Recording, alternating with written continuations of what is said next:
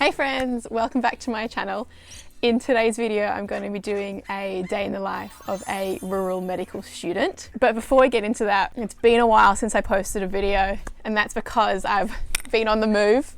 As you can see, this isn't my bedroom. You won't know this, but this is my final placement of medical school. Forever, I suppose. I'll be starting a job as a doctor next year. And how I've got here, I think, is pretty amazing. To this piece of land and the hospital that I'm doing my final placement at is a pretty amazing story, and I just want to share how I got here before we get into a day in what I think is a pretty unique life here on placement. So for our final placement, you can decide to either stay within the university system and preference one of their affiliated hospitals or clinics or programs, or you can organise your own placement. Lots of my friends were organising, earlier in the year, were organising international placements, going to Europe, going to Asia, organising these big exciting trips, and I kept sort of trying to be like, oh yeah, I should do that. That sounds really great. But I couldn't seem to muster up the energy to actually get on with it and start organising things. And in hindsight, I clearly didn't have that much enthusiasm for the idea at the time, and that's why I couldn't bring myself to make any strides in that direction. And so the decision that got me here was a very distinct moment in time. I remember one afternoon, I was back at home, not long after I'd signed my contract for my job next year, having this moment of just realizing how busy I'm going to be next year and how sort of little freedom I'm going to have relatively to what I do now. And I had this real clarity moment where I thought, what would be my absolute dream way to spend my last selective, my last placement, and the months following it. And maybe I've watched too much McLeod's Daughters when I was smaller.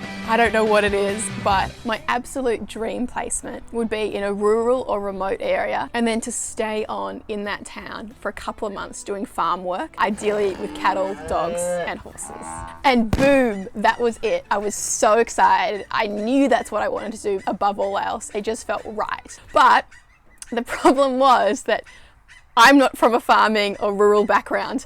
My family is not from a farming or rural background, and I had no idea where to start or how to even organise something like that. Now, Australia is a pretty big country, and I didn't really mind where I went as long as it was a change of scenery. So the first thing I did was I got on the phone with a family friend who does come from a farming background, and I was probably very annoying. I was calling her quite often, just really trying to get this happening, and it was really looking like it wasn't going to happen. A couple of months passed, and I was getting closer and closer to the date where we needed to have everything organised from the university's perspective, and I was about to start calling up just agricultural companies, seeing if they could point me in any direction that might be helpful. And finally, I got a call from this family friend, and she said that she'd found someone who would love to have me on. The family who was keen to take me had a property in rural Australia. They had cattle, dogs, and horses, and they'd have me on to work afterwards. Woohoo! The next thing I did was find the nearest hospital. I called up the manager. I said, hi,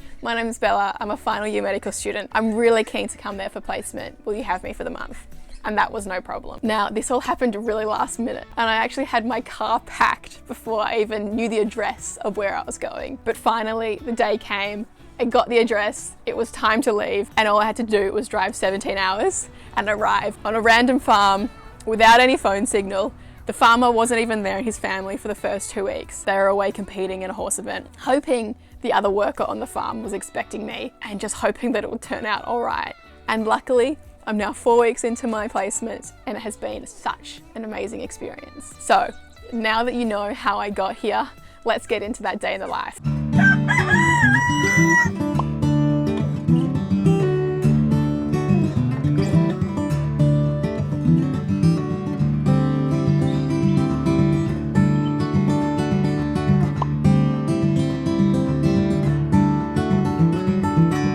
Good morning. I'm having such a great time. I'm so lucky to be here. The way I start these mornings these days is some sort of exercise, especially following that book I read, Outlive. So this morning I'm going for a run. I'm just going around the farm because that's the easiest thing to do when there's not enough time.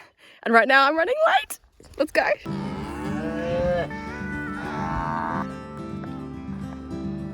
This is honestly just the most beautiful, beautiful country. It's just stunning, and every time I'm like, wow, it never stops wowing. Anyway, better keep running. Oh, so basically the runs I'm doing a bit of like the Peter Attia, a recommendation of exercise. which from my interpretation of reading the book is lots of strength and some zone 2 cardio, which I love because I've always like run sometimes very intermittently, but I always have this feeling that I should be puffing harder, I should be running faster. And the thing that's great about this, and that has made it more sustainable for me, is that it's about not puffing. So if you're puffing, you're running too hard. So you have this license to go slower. So every time I'm feeling too tired, I have a license to go slower, which means that I just keep running more. I'd highly recommend that. It is finished, as you can tell. Now I'm just gonna really quickly make a smoothie, get out of here, get to the hospital, let's go.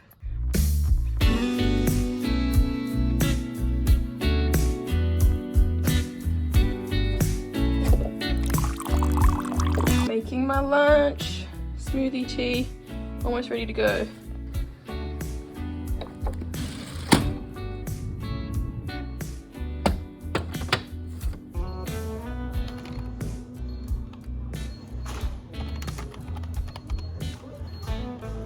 Thus far, I've had some. The first patient came in with some management of their high blood pressure. They just needed some repeat bloods and a change in medication. And then a man came in with a lesion on his back that we decided to excise or cut out because it was really bothersome to him. So I chopped that out under the supervision of the doctor here, and that'll get sent and get tested and we'll get the results back. Alrighty, so I am clearly not at the hospital anymore. It was a good day. It was a very different pace today. It was much slower than has previously been the case, and I think so. There was two things. There was only one patient in the ward, which is just I've been here for 3 weeks, and we've always been full and always like / people waiting for beds on the ward, and the ward is 7 beds, which doesn't sound like, and coming from a bigger hospital, you know, where we have like maybe 30 patients on a list, and just but coming to this where there's 7 beds, there's still often a lot to do for those patients, and that can take up like a considerable chunk of your day, seeing them, sorting out any problems they've had, chasing investigations, doing some research about what management we should pursue and things like that. So there's only one patient in the ward, and she's just there for some respite care, so she's not even really an acute patient, so there's very little to do on the ward. And then there was way fewer emergency presentations as well. I'd say normally there's like maybe 10 ED presentations a day. So today I saw the respite lady first, and then I saw she's fine, no changes, she's going really well, she'll hopefully go home really soon. And then I saw a man in ED with a skin lesion, and this, it turns out, was a theme of the day, skin lesions. And then I saw a man in ED with some acute back pain. He works as a shearer. I think he's probably got an L5 radiculopathy. So our management for him was some painkillers and just education around the importance of keeping mobilized. He's going to come back tomorrow and see our physio, so she'll give him some more exercises to do to keep that back mobile. And then also, sorry, I'm sweating so much, it's like 37 degrees in my car. It's so hot outside. So there was a boy who came in with an ingrown toenail, and actually that's also a theme of today, is like really GP presentations, but the hospital sort of is the town's GP in a way. So I chopped out his toenail, and turn away if you don't want to hear about this, but basically there's 2 nerves that run down the toe, so you put local anesthetic in each side of the toe at the base, and then you wait for that to take effect, and then you get scissors, bloody scissors, and just snip down the toenail that you want to get chopped off, like the bit. So like obviously we're just chopping the side off, so you just put the scissors in there and chop, and then you essentially get pliers and pull it out, and it makes me feel sick thinking about it, but I'm able to do it. I don't know. And then gave him some education about how to, you know, chop your toenails so they don't ingrow, and basically that is just cutting straight across, not making those rounded corners, because that's when they grows into your skin and gets inflamed and sore and can get infected. The next patient I chopped out a skin lesion for her, and then I saw another one and chopped out 2 skin lesions for her. This is all under the supervision of the doctor, of course. I think that might be all. Such a strange day, such a day that is so different from what I've previously had, with generally really sick presentations to ED, people who are extremely unwell. Like last week we had an almost life-threatening presentation each day. So we had anaphylaxis, we had a heart attack, we had a severe asthma attack in a child, which was very scary. What else we had? We just had so many more presentations that were life-threatening. Yeah. But so it's nice to have it changed, and I think that just goes to show how changeable this career is, especially rurally. There is no certainty what you're going to get each day. It's so changeable, and it seemed that today the theme was skin lesions, and who knows what tomorrow will be. I suppose you just never know what's going to come in the door, but the thing that I love today, like the atmosphere is so collegiate, so supportive. It's really special, I think. Yeah, that's my day. Now I'm going back to the farm and I'll go see Scouty Pants, take her out and go see some horses.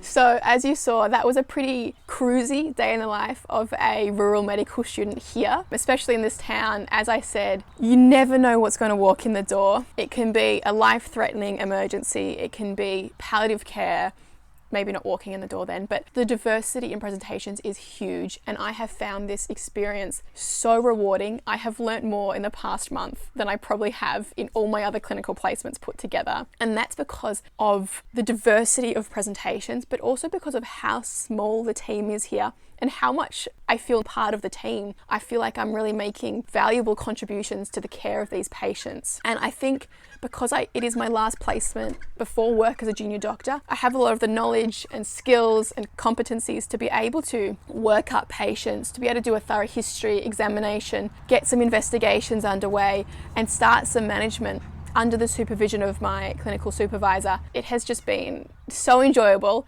to work in such a small team and to feel like an important part of the team is something that I think is harder to experience in the bigger hospitals because there's so many people who are all able to do a better job than you as a medical student probably. So you feel like a bit of a burden. But here I feel like I am contributing, and it's just an amazing feeling. And because I'm forced to come up with management plans, which I'll then suggest to my supervisor, and then we'll have a discussion about what things they agree with or disagree with, and then we'll implement it from there. I just have to think like an actual sort of baby doctor, which I haven't been forced to do before. So that has been just such an incredible learning opportunity. And again, the people I'm working with, the skills they have, how well they know these patients, because it is a small town, you really get to know the patients and their families. And so there's this layer of connection within everyone that you're both treating and working with, which I think just adds this really special layer of feeling like you're really contributing to this small town and the people in it.